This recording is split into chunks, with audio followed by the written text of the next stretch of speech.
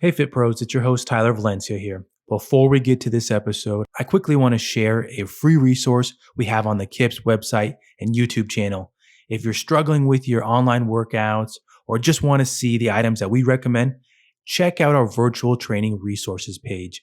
You'll find breakdowns on streaming setups, reviews on microphones, and other free videos that can help you build your fitness business today. Did I mention they're free? Go check them out at the link in the description or head over to our website to find them under the blog tab.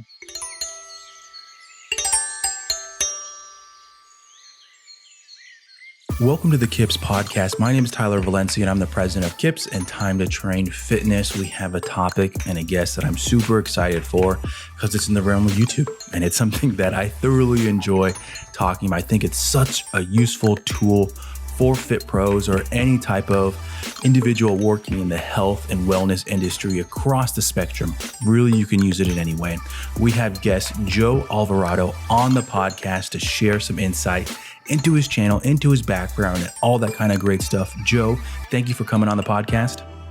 Hey, it's an honor, Tyler. Thank you so much for having me. Of course. We've been getting to know each other a little bit more over the last few weeks, and I should have actually set this up sooner because it's such a great topic. But let's kick it off with the same question that every guest gets asked.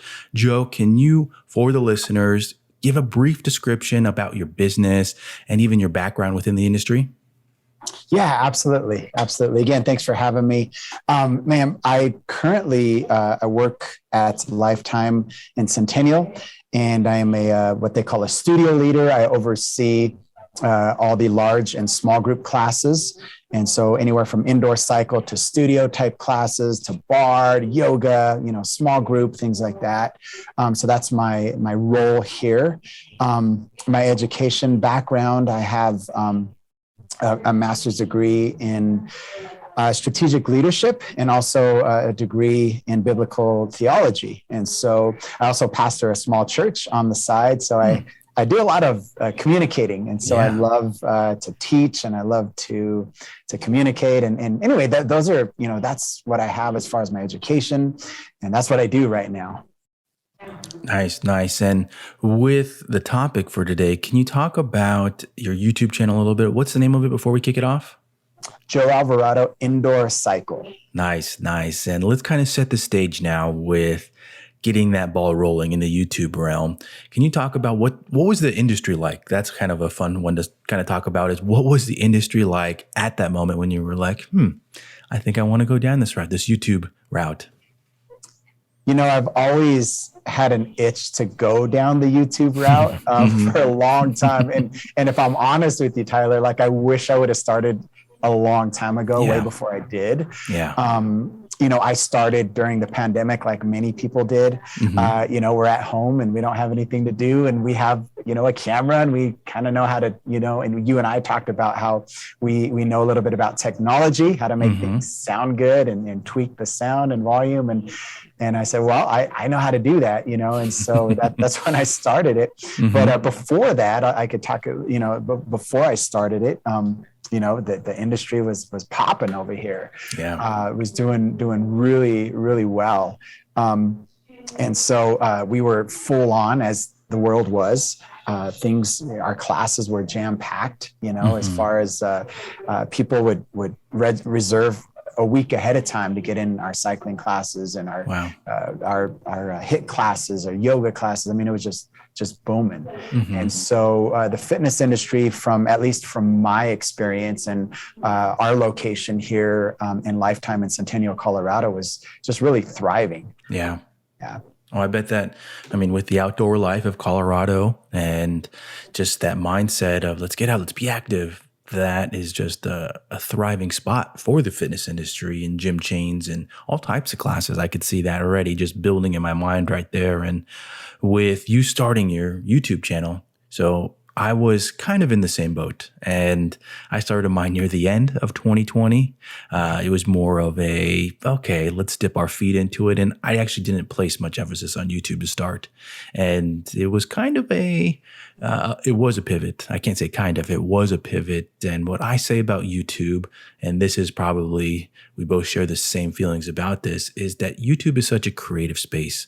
And working in the fitness industry, you go through those times where you feel that pressure sometimes. You got to get a sale. You have to meet your targets. You have to get more sessions generated so that you can make more money, more hours. And YouTube is not that. And that's kind of weird to say for any business, really. Sure. But focusing on the creative aspects of it is something I feel like everybody wants to do. They want to talk about, they want to go down that route. And YouTube allows you to do that. With now getting a channel rolling, there's a lot of struggles. There's a lot of, I don't want to say pains, but you just got to understand that it's a marathon. It's not a sprint to get to really quickly to get monetized. What do you feel like some of those struggles are with growing a YouTube channel?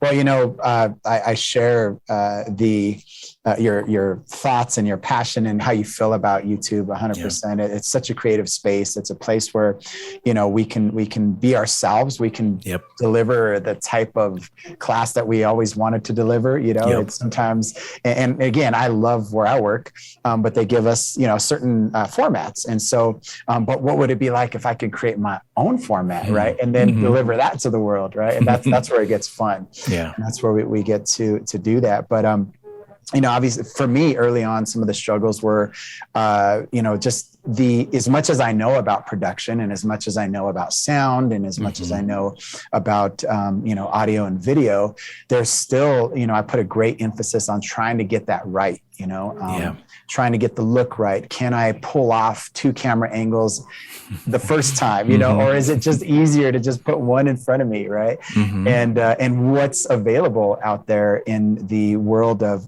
technology and audio, pro audio that would help me have the best possible outcome for sound and video. So really, I put a lot of focus, and that was early on. I don't know. I think the struggle was that nothing was available. Everything shut down, and I'm like, I'll just go to my local. That we have micro centers here in Colorado. I don't know if you've heard of that or whatever. But, so they're just a computer superstore, right? Okay. And so I'm like, I'll just go down to Micro Center, get me a couple of cameras or a webcam or whatever, get what I need. And little did I know the whole world was getting what they needed. And there was like nothing on the shelves, man. And I'm like, what is going on? So you're scrambling to find the right equipment. And I also pastor a small church. So I had the advantage of saying, well, I'm going to go borrow some things because my church is shut down right now. So I've got a camera over there. I've got a mixer over there, some things like that. But I think early on was just getting the look right, and then, what was going to be behind me. Like I was in a bedroom. Like, do I put a sheet? Do I put a TV? Do I just let the wall be the wall, So for me, these are all the things I was thinking about early on, and then really fine tuning the personality of who I am in front of a camera. That's a good one right there. Yeah, and so I don't know. Those were the early struggles. There's a ton we could talk about, but to answer the early struggles, that was definitely where it was for me. Yeah, and it's interesting. I feel like thinking about what you mentioned there, and I mean, individuals with that don't have that same background that you and I have with working with audio, working with video, that is probably a bigger emphasis in that area. How do you even connect all these items? I know that when I started doing more YouTube and specifically with workouts, I already had a good understanding of cameras, and that came from making education with KIPS, with all the other companies I worked for, that we created a lot of those and we edited them and we lit them. And so working with that type of equipment, it was already in the wheelhouse. So you and I, we're thinking about how do we make it even better? How do we make it even more professional? How do we work on your on-screen personality?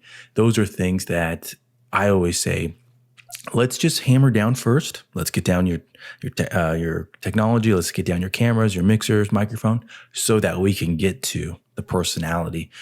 That's a kind of a fun one to jump off of right now. It's so fun. Yeah, it's so fun. Well, I love that we're talking about that too, because I had a lot of, to your point, a lot of experience with cameras and audio equipment. I grew up in the church, right? And so there was always, what's the next nice wireless microphone, and then your headset and your lavalier, and and now and we had been, honestly, we had been live on YouTube for years before the pandemic, and so being in front of a camera wasn't an issue for me. But what was an issue, and Tyler, what I had to figure out, because I became a cycling instructor after I was already teaching on Sunday mornings at my church, right? And so for the longest time, and again, I love that we're talking about this. For the longest time, I would separate the two personalities. Like, this is Joe on a bike, and this is Joe on a pulpit, right? And this is and on Sunday mornings, I was just the teacher, and then when I'd get on a bike, I was more charismatic and more like, we can do this, and it hit me one day. I'm like, well, am I two different people, or what's going on with this, and how can I bring these two together? Like, for whatever reason, without even being intentional at all about it, I had like these two different personas.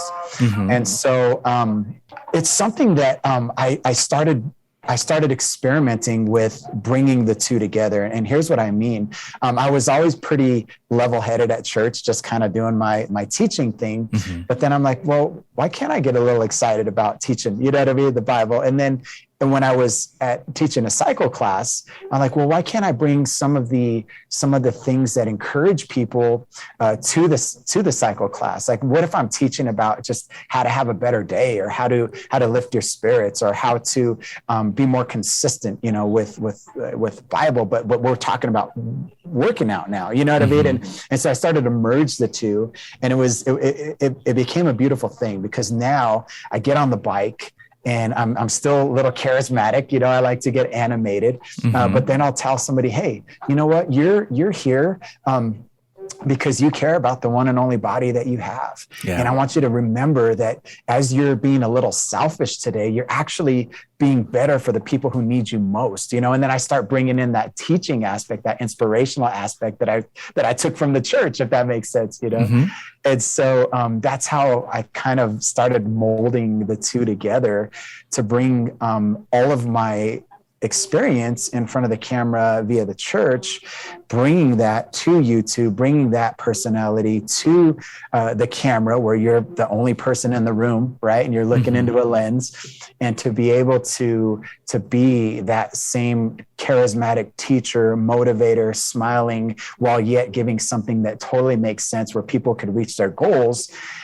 all with the mindset of there's somebody who's doing this for the first time, and there's somebody who's been doing this forever, and everybody in between, right? I like that. Yeah, and so you're trying to reach everybody, so, and that's all through the language that we speak and how we motivate and teach and coach. And so, but I love this topic, man. I love that we talked about the whole personality and persona, and it's a lot of fun for sure. Yeah, and that one piece that I want to point out and have you actually chime in on is, with your journey with this, we'll call it a personality, and bringing it out with a fitness workout, you took an example from yourself, a different, I'll call it a different experience, a different area of your life where you are doing public speaking. You wanted to pull pieces out from that to apply with your on-screen recordings for now fitness. I think one of the pieces that I hear quite a bit about, and I've actually had other guests on the podcast talk about, is with how they compare themselves to others. They're looking at other channels, other individuals, like, oh, I want to be like this person. And then they apply that pressure. With your route, which I like, is that you saw pieces in another area of your life. Like, okay, I like how I do this. How can I test this in another realm to bring that more out, to shape a personality, to build out a area that I know I want to apply these pieces in. I think that there's something to dive into there. What kind of advice can you give based off of communication, based off of that experience for those individuals that are maybe in that boat, that they're comparing themselves to other fit pros and like, I really want to be like this person on screen, but I don't know how to get there? Because I think that that's such a unique way of talking about it, that you looked at another area and you applied it to doing your on-screen recordings. That's a great question. That's such a great question, because there is always that pressure to say, hey, look at what this channel is doing or that person, and how can I emulate that, or how can I be like them? And I think that's like part of being human, is that we like want to be like somebody that we're not. Yeah. And obviously that's not the right answer. We need to be who we are, because people are going to gravitate to the person that Joe is, the person that Tyler is, and not the person that Joe's trying to be or wants to be, but the Joe that's genuinely growing in who Joe is, and experimenting in that. Yeah. And so I think there's a distinction between me being inspired by somebody who's doing some great things and taking, some takeaways, kind of like when you hear a sermon or you hear some kind of motivational talk, you're inspired from that. And so you're totally in what I would say, like the takeaways, right? Like, so there'll be takeaways from today. Whoever's listening to this, they're going to have some takeaways. I might take away a couple of phrases from an instructor that said something really cool that I've never said it that way before, so there'll be those types of takeaways.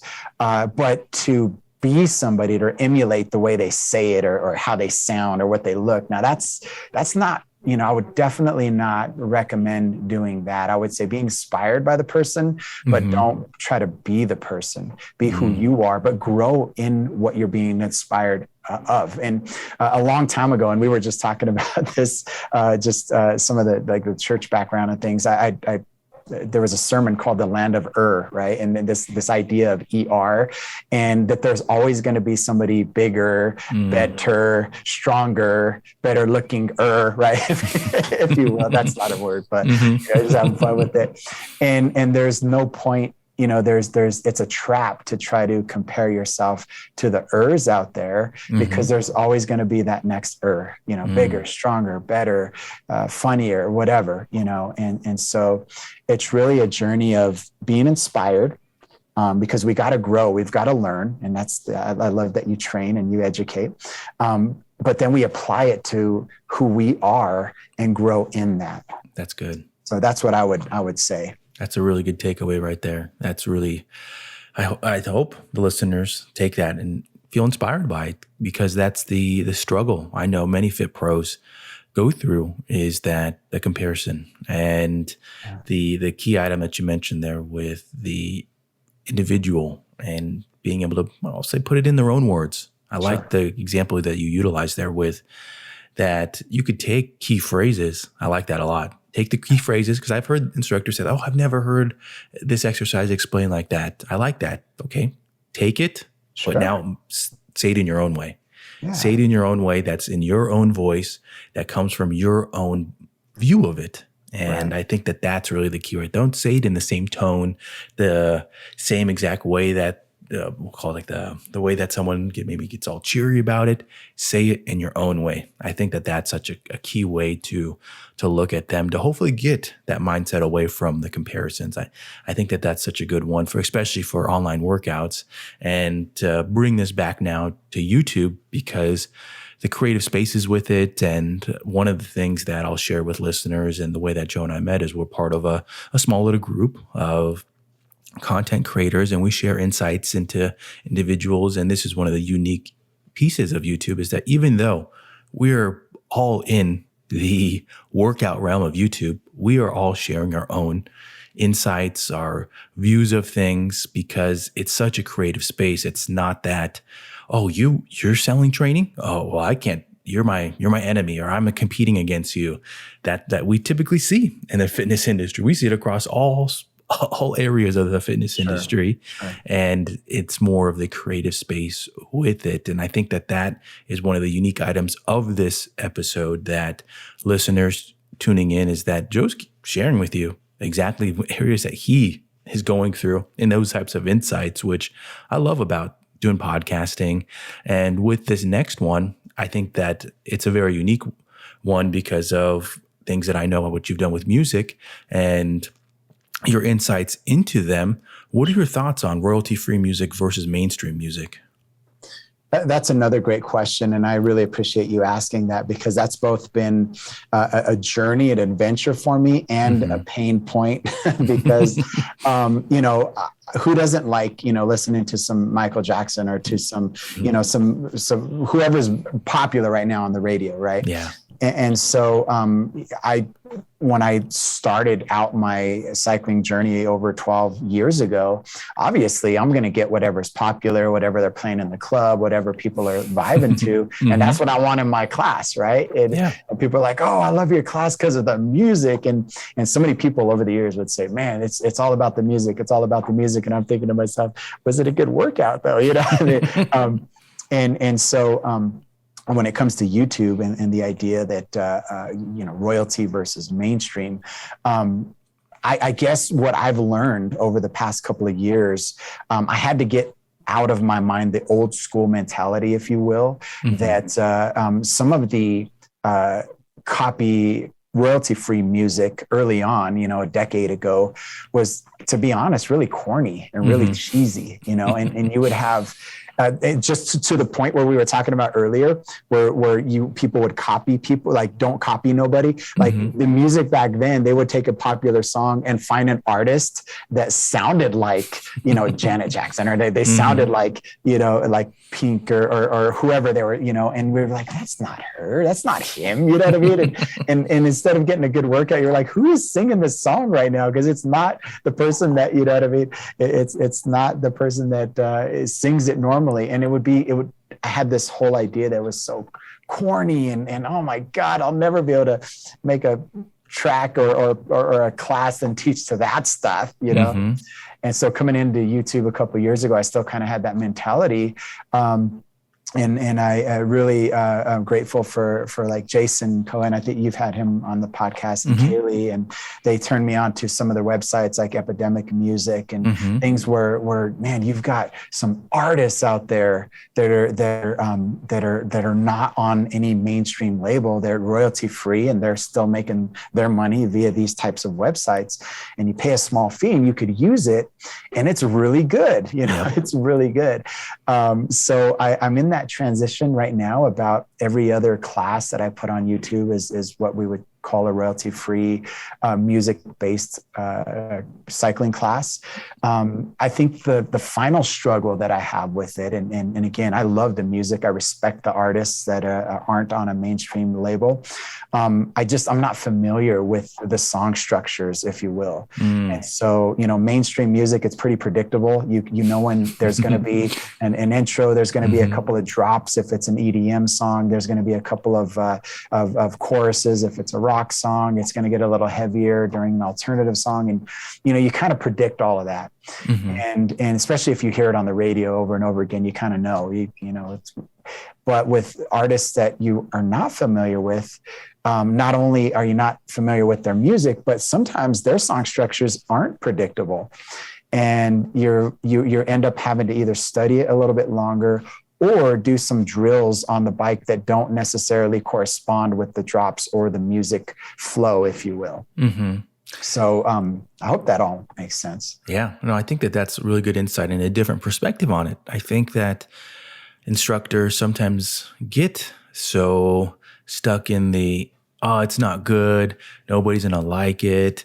And I'm right there with you that I've been really impressed with royalty-free music. And a piece that I've kind of shifted over the last maybe 6 months is really focusing on the motivation, the instruction. And one of the key things that I've heard from instructors, and I share a common view on it as well, is that doing online instruction has really helped live in-person instruction, because with online instructing, you can't depend you can't really use music as like your crutch, we'll call it that. You can, when you're teaching a class, let's say whether it's cycling or even a boot camp class, you have this playlist together and maybe you just want to turn it up just a little bit. Then, the bass is going and people are really digging the song and you're not talking as much. With online instruction, you are providing that extra motivation throughout that whole song so that there are no really quiet points. and you're not really depending on it. Do you feel like yourself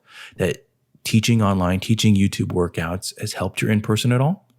Oh, totally. Because you couldn't have said it better. I mean, when I'm teaching in person, I'm able to kind of pump up, the chorus, the drop, the heavy interval that we're doing, and then bring it back down and kind of use the music as a tool. Versus when we're online, you can't vary in the output level that you're doing, or else you're going to have a really funky mix. You know what I mean? Your end result isn't going to be that pleasing to the ear for sure. And so you are forced to use your words and to use your personality, to use your character and even the faces that you make, you know what I mean? And everything that they look at. And that does translate back over to the live in-person classes. And I'll tell you, not too long ago, somebody had said, man, I feel like you're more motivational on camera. And I'm like, wait, what is going on right now? Because there is something that comes out in us when we're in front of a camera where we give a little extra, and because we know that man, I've got to be maybe a hair more animated. I got to sway my arms just a little bit bigger. I've got to talk a little bit, with more from the diaphragm and, come out. And so, and not so much when I've got a mic and it's projecting throughout the room and I know people could hear me. And so it's a really amazing thing. But can I touch on a point back on the royalty-free music thing that I don't want to pass up? I've been working on a lot of these, royalty-free playlists, and believe it or not, this week, Tyler, I did my first in-person all royalty-free music class. I hadn't done it yet. And so here's how I did it. And I'll tell you the end result. But I said, hey, today, you probably never heard of any of these artists before. And they're all what we would say royalty-free or non-mainstream artists. And I told them it's kind of like supporting your local ma pa, restaurant, right? The one that down the street that there's not another one like it in the whole world. And you're going to go there to get your tacos. You're going to go get there to get your burritos and all that fun stuff. And nobody, and I said, we're supporting the local guys here today. That's kind of how I spit it out as far as delivered it.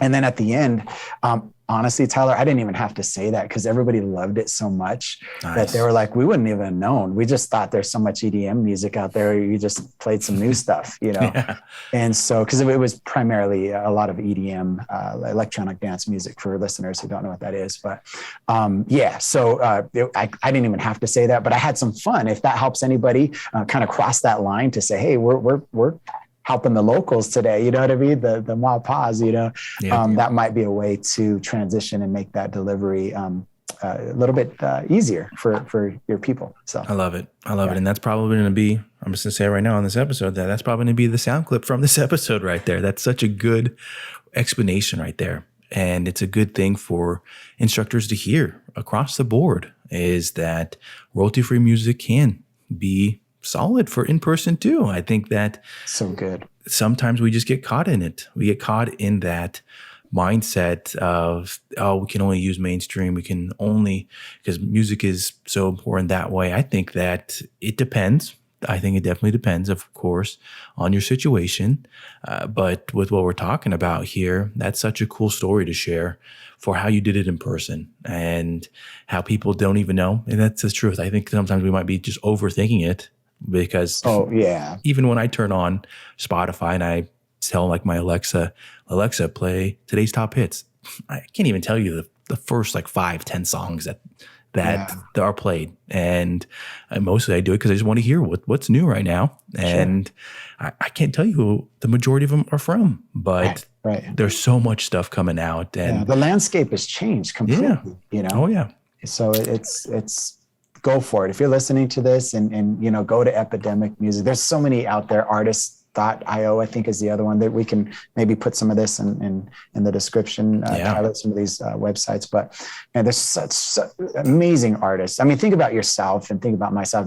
If I thought, that if I want people to hear me as an instructor on my channel, teach a class, I would want somebody to hear me just as much as and I would want them to like me, and I would want to, and hopefully this makes sense. I would want to sell myself in a way that, hey, this guy is just as good as one of those Peloton instructors, or this guy is just as good as, like, why aren't we coming here? And this is free. And so the same way we would want people to gravitate towards us, and I'm certainly not mainstream, we need to gravitate towards those who are royalty free as well, and independent artists. So anyway, that's so. I really do. Keep going about that. Now I have a question for you that I've asked one other podcast guest, and it's one that I did one of our discussion podcast episodes about, with hiring instructors that might have started online, because I think that's something that's popped up over the last couple years with Fit Pros entering the industry. Maybe they did start online, and some of the items that we've already talked about in this episode, with over communication, the communication style, the motivation that you provide through online. When I had this first conversation with one of my instructors with Time to Train, and we were looking for a new instructor, and she had mentioned, oh, well, this individual has never taught in person, only done online. When I went and watched the videos, I was thoroughly impressed. I was like, wow. Constant communication, the way that she cues, all of these are great items that sometimes you don't see with an in-person instructor till maybe 2-3 years down the road, once they get comfortable with teaching a class. And this person's doing it right off the bat and within their first year, because they understand the uniqueness of online. Sure. With you being a manager, you working in the group fitness realm, small group, large group, and working with instructors that way, what do you think about that? Have you hired anybody that came from online first? That's a great question, and I love this discussion that we're having. I haven't. I haven't done that. But when everything closed down, and one of the things that Lifetime did was we transitioned really heavily into some live classes being offered on our app. And so we were one of the locations selected. There's like 160 some places, and there was only a handful of us they said, hey, we want your location to go to be live, on our app. And so I haven't, so I've went the other direction with that, and having to train instructors what it's like to be in front of a camera. But I love what you said as far as coming from the other direction, because as a YouTube instructor, and as any kind of online instructor, we use our imagination so much. We have to imagine like what they're feeling and how they're, what their thought process is. And if what I'm doing maybe a little bit too advanced for somebody who's just coming in, and how can I cue them to give them just an alternative way to do this? And how can I give my audience permission to make it their workout, yet follow the goals that I have set in front of them so that we all achieve it, right? And so I love that, we're talking about this, because there's so much to say concerning this topic, and so much that, I would chalk it up to, we have to imagine. And we do really good at that. We imagine, the first timer, the veteran, the person in between. And I like to say this, Tyler, I like to say when I teach, whether it's online or in person, I always like to say, hey, if you're brand new, thank you so much for being here. I want you to make this workout yours. If you're coming back, welcome back. It might've been a while for you, but hey, we're going to get you tuned up in no time. And if you've been here for a long time, thank you so much for your commitment. You know how we do this, and let's get started. And so I really like to address like at least three demographics, or three, perspectives of personalities or people that are potentially in the class. Yeah. And I think the only thing that I would see, and I would say if somebody listening is going from online to in person, is I have this phrase that I like to teach the instructors here. And it's really simple. I basically tell them this: say what you see and communicate how you feel.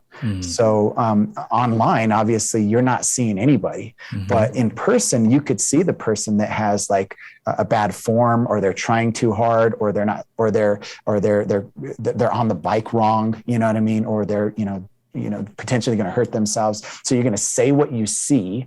And then if I'm feeling something in my own body as I'm delivering this workout, let me communicate, hey, this should be feeling like this. I know if I'm feeling it, I should say it. So I'm going to say what I see. Hey, let's make sure we're relaxing those shoulders, slight bend in the elbows, say what you see and then communicate how you feel. Man, this is hard for me. I know it's hard for you too. You know? So anyway, just a little bit of insight into how I think about instruction. I love it. That's a good segue right there to this next question with you doing in-person, being a manager as well, and doing a YouTube channel. How do you balance both? What is that like with your filming schedule and even the release of it? Because I think that might be an area that people listening in, they might have thought about it. They know that YouTube is out there. They don't quite understand why some people are doing it. Oh, it's just free. And they think that, okay, in person is just easy for me.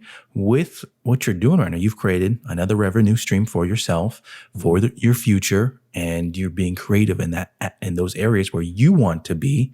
How do you balance both? What does that week look like for you with doing all your in-person duties, managing all that kind of stuff, and then also filming?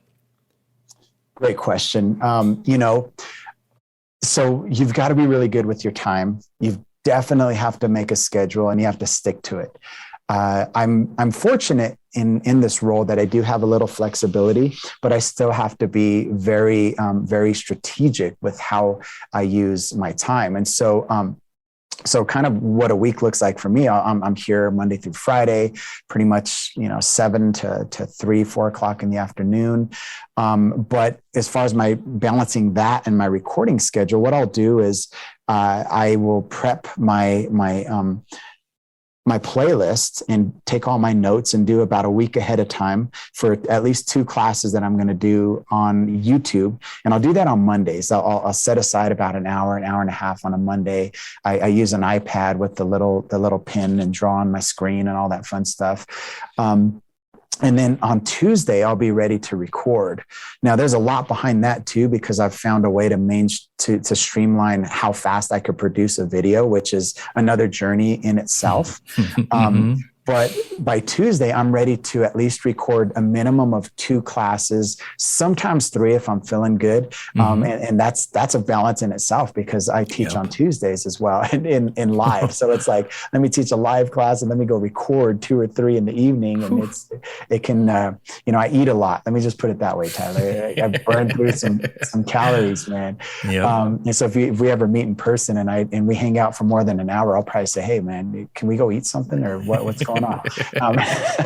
But anyway, so I'll record every other Tuesday, prep on Mondays, and then every other Tuesday, meaning that I'll try to knock 2 out, maybe 3, and then I'll have content for a couple weeks.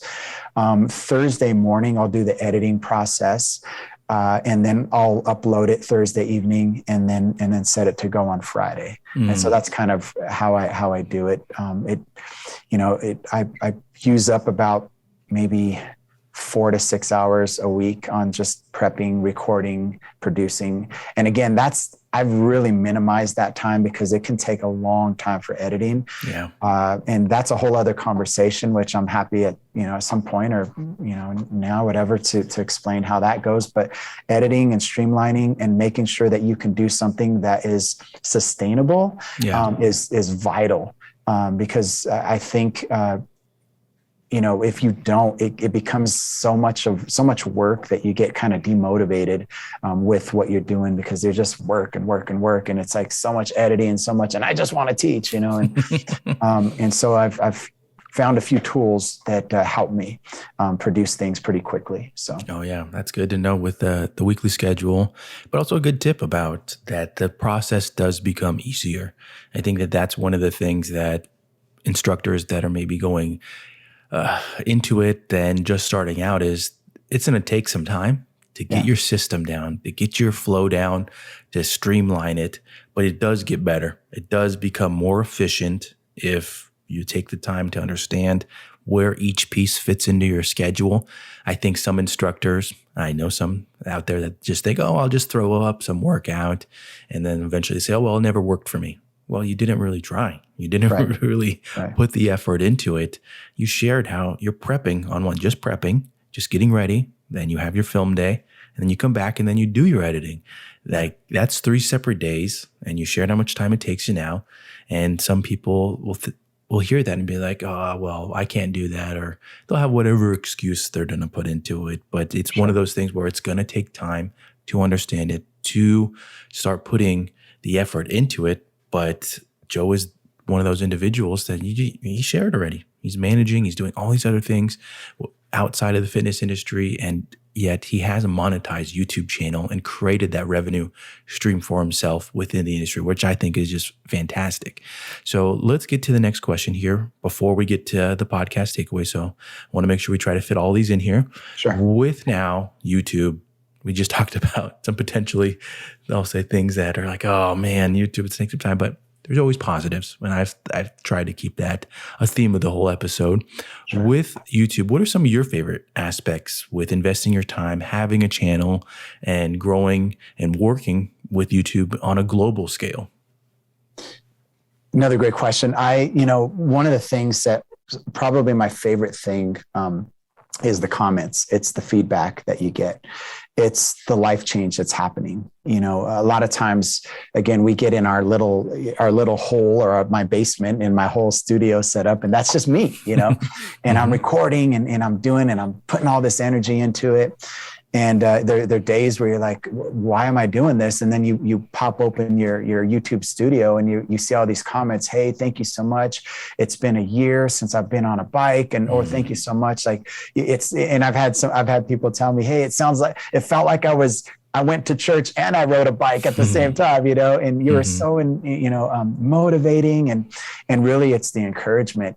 It's the feedback. It's the life change. It's the impact that you're making on people's lives. And really that's what we're all after. I mean, if we're honest, that's why people are in the fitness industry, because we care about people. It's really not about the money. Like hopefully that follows, but it really is because I want to see you live a little healthier for as long as you have on this world. In this world, right? To be able to do more for other people, to live healthier, to be able to be there for your kids, your grandkids, to breathe easier, to eat, better foods, and to make wiser choices and have more energy and all of the above.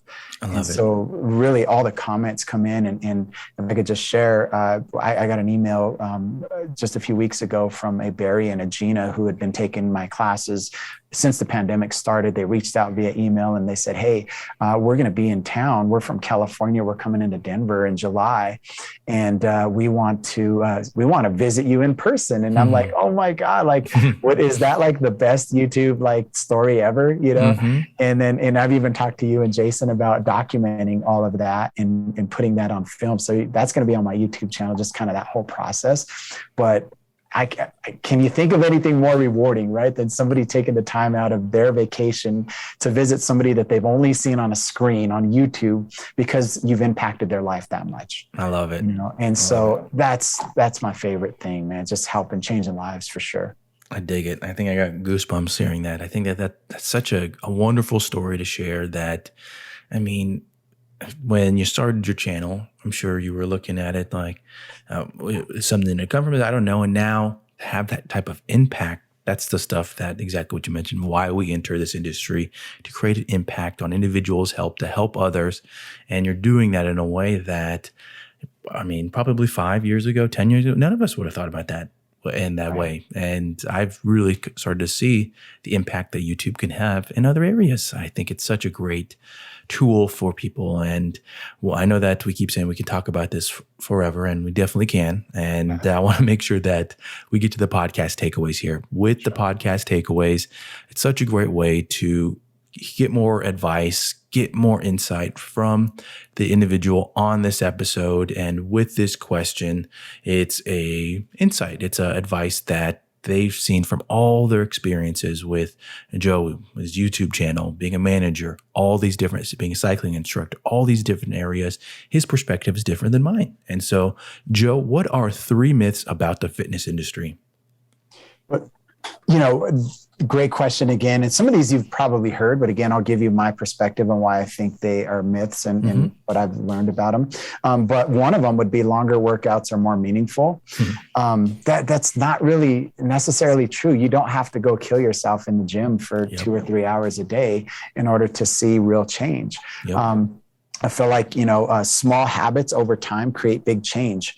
And it's really about coming back again and again. If you start on a bike for a 15, 20 minute workout and you do that consistently for a month, I mean, add up the time, right? 20 minutes times 30 days. I mean, that's a lot of time on the bike. And your body, you give your body more credit than you do. Right? Because your body's going to start to learn that if I do this small habit, whether it be a shorter workout, right? And in this case, we're talking about you don't have to kill yourself for an hour every day, and let your body learn that routine. Your body's going to start to respond. It's going to start to say, hey, Joe gets up at 5:30 every morning and he's going to burn X amount of calories and he's going to get the heart rate up. And so as a result, I'm going to burn some more food that he puts in my body, right? Type of thing. And so your body's going to respond to what you do. So give your body more credit, and you don't, again, longer. I'm not saying don't do a long workout. If you're feeling it, do it, but it doesn't mean that it's going to benefit you more if you're constantly doing longer workouts. You could do something in 20, 30 minutes and get some great results. So get out there and just start, The other one I would say is no pain, no gain. You've probably heard this before too, Tyler. You don't have to hurt yourself with weights and be on a bike and go like, I can't tell you how many times I've seen somebody in the cycle studio put on so much resistance and they're just going so slow as if they were going up the steepest hill in the world, right? and because there's something in our brains that thinks that if I'm feeling that much tension and resistance, I must be gaining something out of this. And the reality is, on a bike, at least, you're more efficient when you're a little bit lighter, faster, and over a little bit longer period of time. Right. And so I have to preach that to my cycling classes, because there's always those people that think that, man, if I'm not going to go lighter, faster, I'm not going to work on leg speed. I got to hurt myself to, no, you don't. You do not need to hurt yourself. And you don't need to sweat buckets either, to be more efficient. Again, it's nothing wrong with that, but again, you don't have to. And then I would say lifting weights makes you bulky. I wouldn't say that. I think it's common knowledge that if you lift super heavy with lighter reps, you'll get a little bit bigger. But if you're doing time under tension type of workouts, meaning that I'm not going to curl, 30, 40 pound dumbbells, but I'm going to get some 15s. I'm going to get some 12s. I'm going to get some 8s, and I'm going to do like 15 or 20 reps. That's going to lean out my muscle. That's going to burn some fat. That's going to actually help me with muscular endurance. And that's a myth too, that, I get on a bike and my legs are going to be all huge. It's like, no, they're not. They're going to get toned. You're going to have all kinds of benefits when it comes to your cardiovascular system, all of the above. So again, lifting weights doesn't make you bulky. In fact, I could just say for myself early on in my journey to working out, when I was younger, I would lift really heavy. And at that time, Tyler, I was heavier, if you will. And so I had a little gut on me, and I had some big arms, man, I would lift pretty good, but it wasn't until I changed what I was eating and lightened up the weight to where I started to see, oh, there's a line. Oh, I like that. Hey, let me wear a shirt with a little tighter, arms on there now. No, but I saw results doing lighter weights with more reps, and so that's where I'm at. So I dig it. I dig it. And the one I'll just quickly chime in on is the no pain, no gain, because that's really one that I harp on quite a bit with. Usually when I'm chatting with other fitness friends, that this mindset of no pain, no gain, and how I can't stand it. And I can't tell you how many times that my goal is to make sure that I come back for my next workout. That's really the goal. And I think that should be the goal for other fit pros with their clients, is that give them something that they come back to, that they just don't get that one super hard workout where they can't work out for the rest of the week. And I think that that's something that kind of plagues working with clients and other individuals, is they think that, oh, well, I didn't leave this class or this session drenched in sweat and not be able to walk, so it wasn't that good of a session. Correct. When did you come back the next day and the day after that? Because if you did, then that's the biggest benefit right there. Yeah. That you're creating those habits. I would say if you're an instructor and you're listening to this, I would say, and you believe what we're saying, what Tyler and I are saying about not having to kill yourself, then it's all about the setup, you know? Yeah. So in other words, if you're getting ready to teach a class or you have a client, just say, hey, today's not about killing ourselves. Today's about learning something new. Yeah. Today's about moving longer with lighter, and really setting up the expectation so that your client, your class, whoever you're teaching, knows what the goal is and what the outcome is going to be. Yep. I love it. I love it. Before we sign off here, Joe, can you make sure to give your social media links and your YouTube channel information? Yes, absolutely. You could find me at Joe Alvarado on Instagram, and I got in on it early, so I got my own name, right? And then Joe Alvarado _ indoor cycle is where you could find me on YouTube. And I would love to do a class with you for sure. Great. And I'll make sure to put those in the description. I believe there's one more, your Facebook page, your group page. What is that? So my Facebook handle is Facebook / Joe Alvarado 320. Great. So all that information will be in the description.